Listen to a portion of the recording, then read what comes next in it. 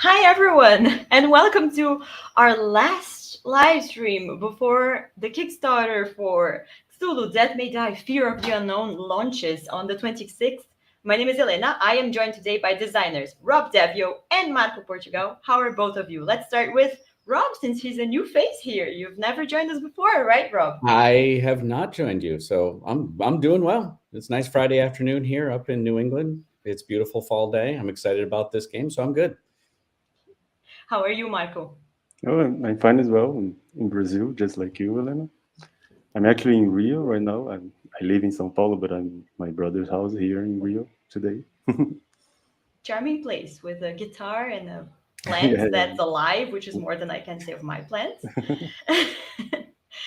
Before we start, can I just ask you to introduce yourselves really quickly, other games you've worked on, and where people know you from? Let's start with Rob once again. Rob Daviau. I have been doing this full-time since 1998, so I have done quite a few things. You can tell by the gray beard. I'm known for legacy games for the most part, the Pandemic Legacy series. I worked on the original Betrayal at House on the Hill quite a bit, and Betrayal Legacy there. I'm also the chief creative director at Restoration Games. We've done Return to Dark Tower lately in the Unmatched series. And then I worked at Hasbro for 12 years, so I did a lot of Risk games and a lot of Trivial Pursuit games, things like that. So I've been around. I have my copy of Pandemic Legacy right here. So Thank you big very fan. What about you, Marco? So I started working in the industry for Simon like 6 years ago, and I worked mostly in development. Like I worked on Massive Darkness, Rising Sun. As a lead developer, I worked on Cthulhu Death May Die, and Ankh, Gods of Egypt, and Gizmos that I see there in the shelf as well. Also one of my favorites. Yes, and as a designer, I worked on Massive Darkness 2, and recently Zombicide Gear Up, the roll and write Zombicide game. An interesting thing is that you were lead developer of the original Yes. Death May Die, right? So you're Exactly. probably the person who played this game the most in history. I mean, before it was released, I was certain of that, but now I know there are pretty big fans of the game right now, so they probably played a lot more than me, but I played it a lot. Yes. You played it more at work. Yeah. I played it as a work. Well, shall we start? We're 5 minutes in. I can see a lot of people have joined us already. I know you guys want news and you want to know all there is to know before the game launches. So stick with us until the end. We will have a contest at the end, and you don't want to miss that. But first things first, shall we take a look at the trailer? Are you excited? I am. I'm very excited. I love it. And I've seen this thing a lot. So really happy to show this to you. And you saw it here first, remember. See you guys in a few.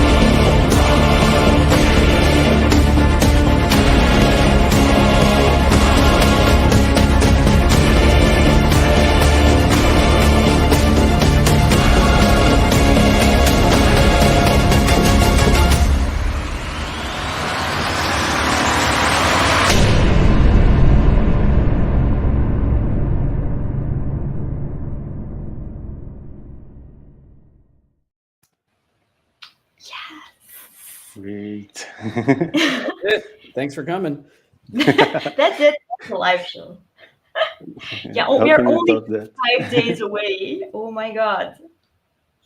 It's coming on November 26th. So, how was it for you guys coming back to this game after what, 3 or 4 years? Eric Lang and I, who worked on the original, and this game is basically, if you played the first two seasons, this game is basically the same game as it notes in the video.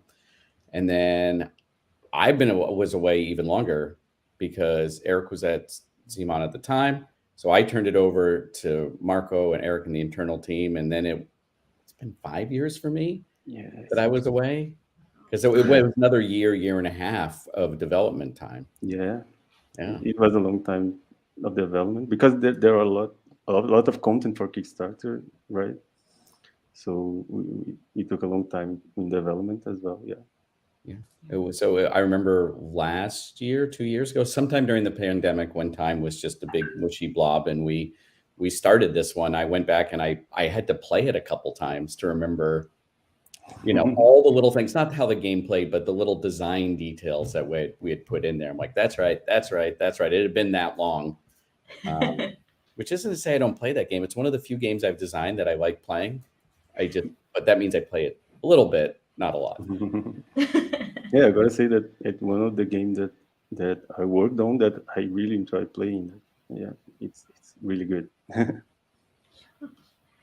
Well, the trailer showed a lot of things. I'm sure everyone has a lot of questions. So let's get right into it. So you're back now after apparently 3 to 5 years, depending. Yeah.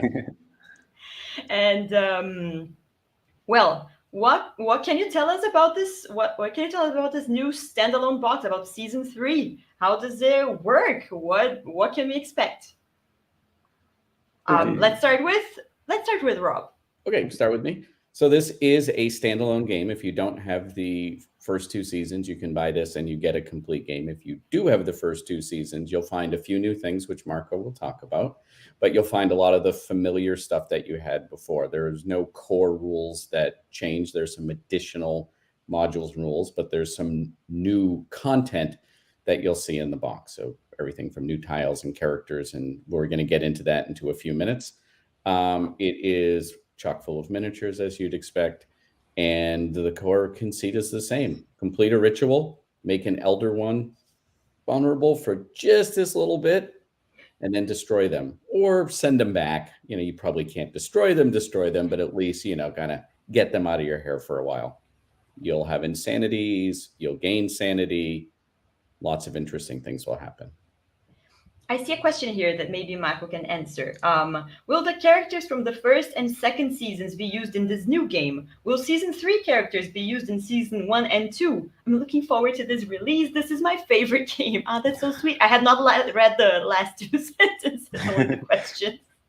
So yes, this is fully compatible with the older seasons. If you have, so you already have the season 1 and 2, you can play mix and match episodes, other ones, investigators, insanities. The same modularity that we had before, we kept for this one. So it's an expansion, but you also can play standalone if you don't have the others. But because of the nature of the game that's so modular, you can play it with any of the seasons you have. Okay, so of course the first thing I think we need to talk about in this new season are the new episodes. And Rob, I understand you have a lot to say about these. I do. This is on all the seasons. This is where I have spent the bulk of my time. Once the core design was done, was the episodes and the content and the discovery decks and what you do and the map layouts, and did the same thing here. Where season 1 is sort of set in an undisclosed location, but you get your sort of traditional Lovecraftian New England sort of area, and then season 2 focused on a trip across North America, from Chicago to Los Angeles. I don't know if you notice each one moves west a little bit. What we've done in season 3 is we've gone to Europe. So this is Europe during that same time period. It's the interwar period. and you are visiting various places and completing various, objectives. Let's see, it's Italy, Ireland, Paris, Romania, I think. I can't remember the next one off the top of my head, in Germany or Austria. What we discovered is that in a lot of American and European folklore and tales, there's this discussion of a woman in white, a ghostly figure. Usually she's been wronged. And a number of these places kind of play upon or utilize in a very light way those various myths and things. You'll find the woman in white in a lot of them, all of them. You'll find her hanging out in different places. And it's a mix of everything you expect in the first couple seasons. There's, different objectives, and some are a little more grim and some are a little more lighthearted. And sometimes you're inside and outside or underground. And they're just a lot of fun to come up with these and make, and then write the discovery decks with sort of the little hidden things that you can find if you play them 2 or 3 times. Yeah. Well, of course, that means we have new stories. We also have new characters. So, Michael, can you tell us a little bit about these? Yeah, so of course we had to create a whole new roster of characters. Like we have 10 totally new characters with unique abilities, and we tried to keep the diversity that you can see in the roster of season 1. Like we had people with different ethnicities and ages. Like you have the little boy, and the old master martial artist. So we tried to keep these in this new season as well. But they have the same basic skills that we had on the first one, but each of them has its unique skill, like just like before. I love that the first game had the girl, and now we Yeah, have the the kid, boy. right? And now we have the boy. I saw an interesting question here. Oh no, I will get to that in a minute. Oh damn. Okay, nothing beats the kid. Yeah, it's a lot of people's favorites. I think it's fun for people that this game is so uh, eerie and violent, and there's this little girl shooting Yeah. monsters in the face. Yeah. Love it. So cool. So cool. Well, of course, we also have a few new monsters. I think you guys probably saw a few of them, and you probably saw all of them in the trailer. We brought 2 of them here, and maybe you guys can introduce us to these charming guys. Okay, this is Gia, Yotham, and Goog on the right. So they are new monsters, just like the old season. We have like 7 monsters, I think, with different number of miniatures each, and we use them on episodes. Each episode has 2 of them, like different combination, of course, and they have new abilities, and they are just as you expect, like new different monster that spice up the episode. Each episode has a different combination of them. For example, the Goog, for each wound he has, he rolls more dice. Actually, if he is wounded, he rolls 1 more dice. So you have to deal with him in 1 single blow, but he has a lot of life. So if you just deal a little bit of damage and he comes back to you, you're gonna be in trouble. I think we already addressed this, but maybe Rob can take a question about this again. Does season 3 take place in the same era? So it's a different It's a different location. It's different locations, the same era. The temptation on these, and if you know my work, the temptation is strong for me to create an overarching campaign narrative or legacy thing or things that imply each other. But what really is nice about this game is you can mix and match episodes and all sorts of different things and put them together and get a great episode. So it is in the same era, but there isn't a tightly connected campaign world at this point. Who knows what we'll do down the road, because it's just so fun to have these different locations and these different sort of areas. Yeah, it really brings a lot of diversity to the game. And that brings me to the question I wanted to pick before but couldn't. Who are the elders in this game? The $1 million question, the question I've been hearing on social media for the past few weeks. So let's get to them. Here they are. Who are we looking at, Marco? Okay, on the left, we have Azathoth, and on the right, Satogwa.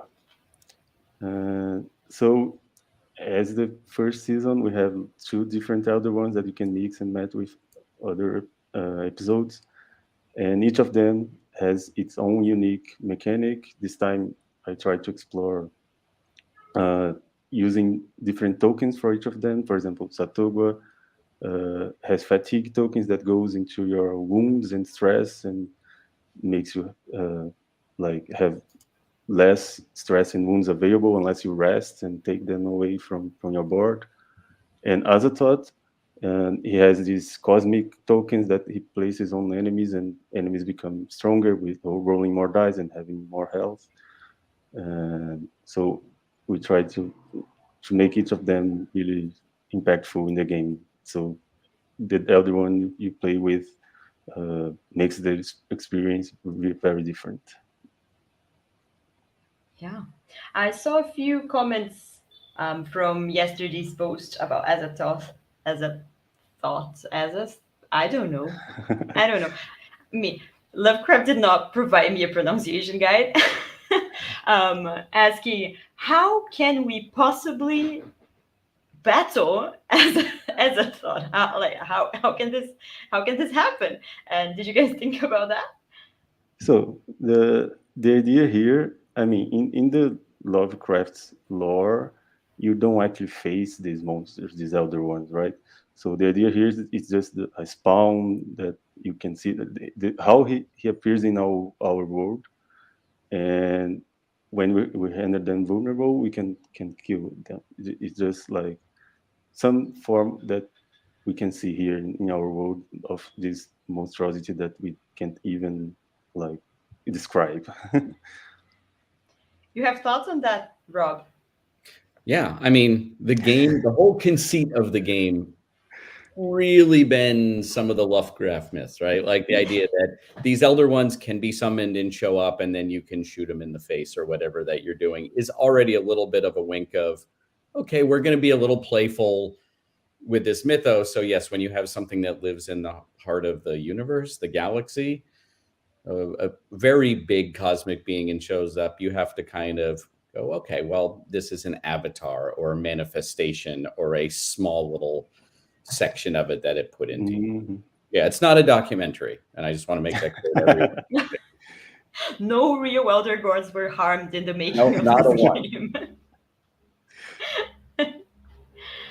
Well, another question that I've seen a lot, and then maybe we can take it quickly before we move on. We move on because right now we're going to the new stuff.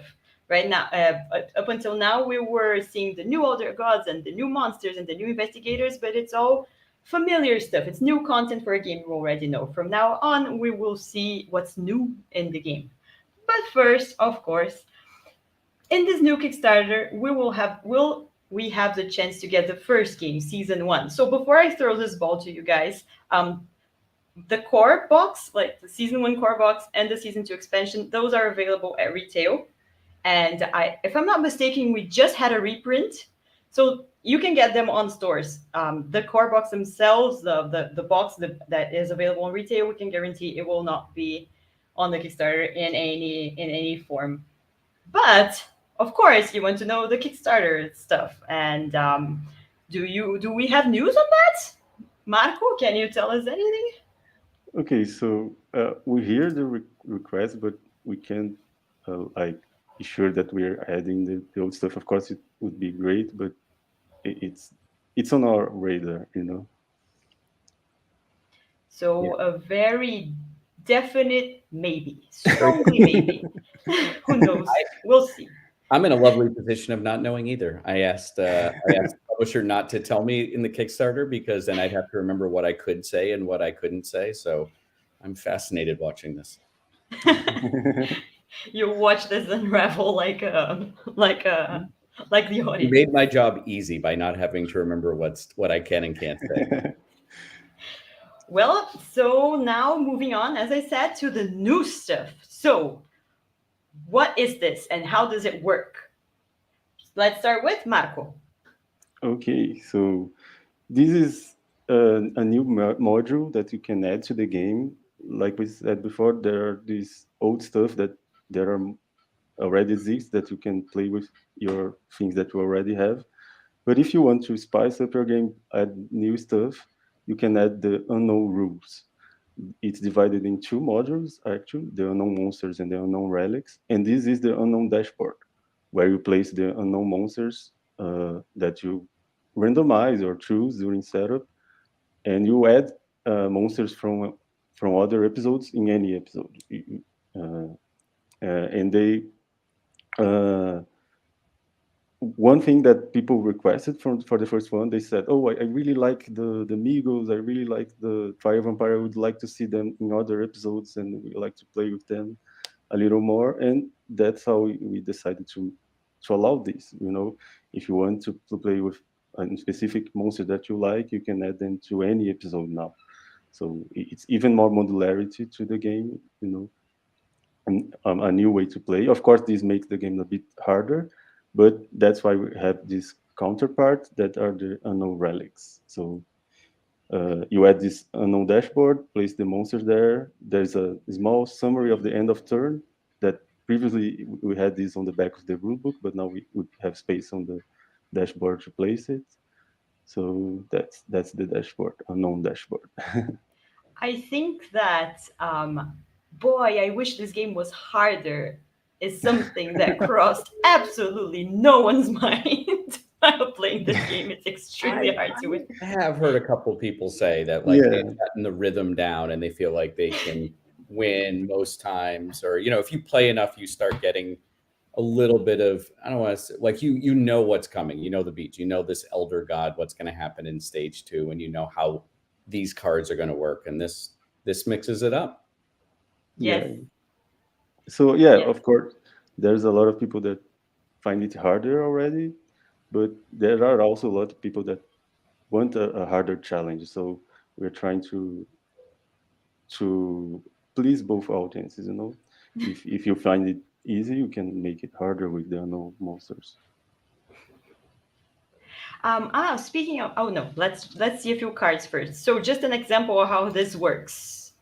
Yes. Can you, yes, can you tell us about this? Okay. As I said, we have these unknown cards, one for each monster that comes in the box. So you can shuffle it and place two of them in the unknown dashboard along the ones that comes in the episode. So you have a total of 4 monsters when you play with the unknown monsters, and you also shuffle 4 new mythos cards, the unknown behavior cards, that like makes them more unpredictable, and sometimes they move. But every time you draw the unknown behavior, you also draw a regular mythos card, so they don't mess up with the balance of episode and Elder One mythos cards that we already have in the game. They just add little small effects of moving them around. And of course, each of them that have also an Elder One, when the Elder One advance effect, that every time the Elder One advances, they do something. And the idea here is that each of them has such a unique ability that when playing with different monsters in different episodes, they'll make your experience different. So it adds more modularity to the already modular game. I think that's something that people really liked from the first game. So this adds even more stuff. Anything to add there, Rob? It's real cool. Yes. Now, I think it's nice that the Death May Die was a very self-contained game. Like each episode had a specific monster and specific elder one you were facing, and now it adds the unknown. Like, Yeah. what will I face today? I think it's intriguing. It's interesting. Yeah, Hmm. I do like that if there's an episode in an elder that you've played once, twice, or you took you a couple times to beat it, and then you beat it, and you're like, okay, now we know this. You can go back and you can add these unknown monsters, and we're going to get to some other stuff, and then it feels very different now. True. Well, if, like me, you get very desperate at the thought of Death May Die getting any harder than it already is, we have news for you as well. So, these are the relics. Can you guys tell us a little bit more about them? Starting with, who wants to start this one? I can do it. Go ahead, Marco. So this is the counterpart I was talking about. The unknown monsters makes the game harder, and the unknown relics make the game easier because they give the investigators new abilities at the start of the game. So you have like 10 or 12 new unknown relics in the core box, and you shuffle and reveal one for each investigator, and they pick which one they want to use. And this adds to their skills. So they start with the 3 skills and this new ability. And throughout the game, as you get insane, they become even more powerful when you reach your third threshold in the insanity track. They flip, and you see what they really are. And, I mean, you're getting insane and seeing uh, this replica base that I have. It's actually Excalibur. So is it the insanity or is it me? What is happening here? And it's more powerful as well. I love that so much. Like the idea you have a replica blade, and then once you reach a certain threshold of your sanity starts to go, do you just think it's Excalibur? Or did you finally unlock its true potential of how it was all along? And does it really matter because you get extra dice? Yeah, exactly. Yeah. Yeah, So these two new rules were meant to be played together, right? yeah, we designed them together as like they are balanced when you play with them both. But of course, as I said, if you want a harder game, you can play just with the unknown monster. If you want an easier game, you can play just with the unknown relics. You can do whatever you want. Actually, it's modular. And one thing that I like to add is that we had some of this stuff in the episodes of season 1. We had like these items that when you became more insane, they were different. That's like Rob's design of the episodes, right? And we just made this like some core part of the game now, so you can have this in any game you want.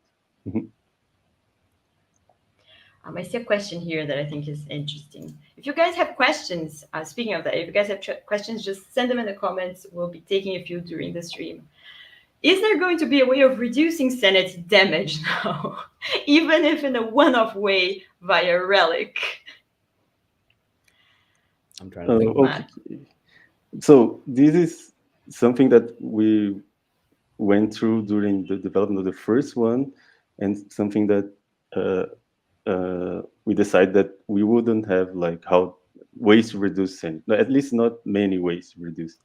And that's also true here, because one of the key things about this game is that you're getting insane, getting more powerful, but at the end of the game, this may be the cause of your death. So if you have ways to reduce that, you just become more powerful, and it's just that. So we're trying to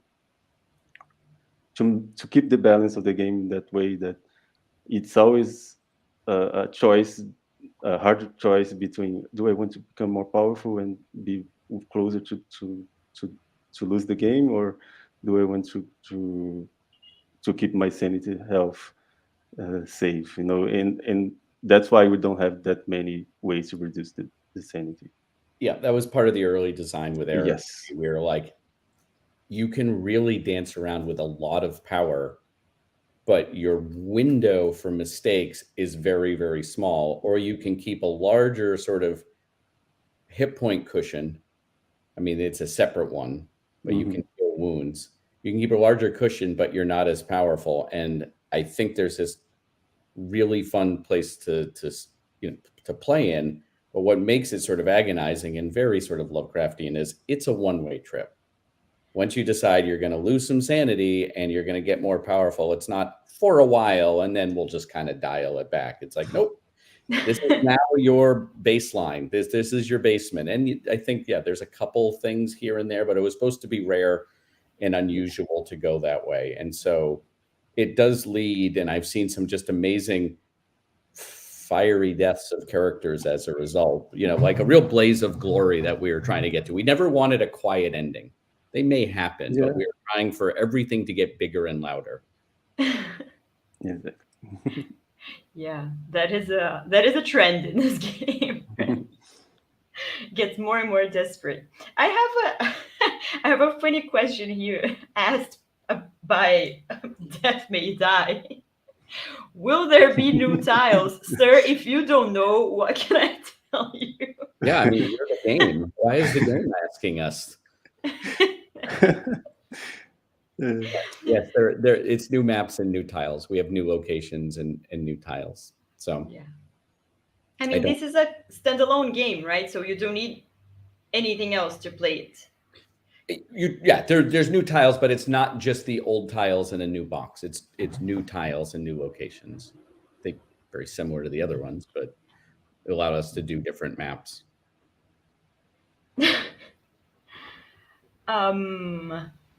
Let me see. Questions are coming. It's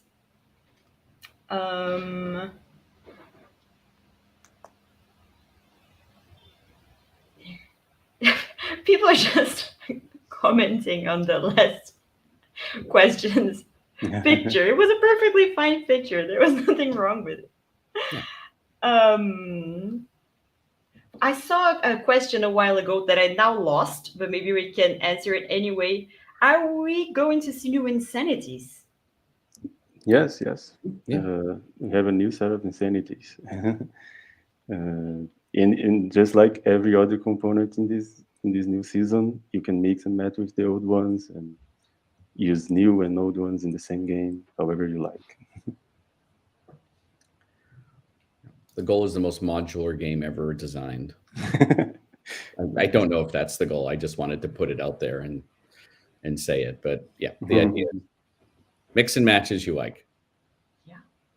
Cool.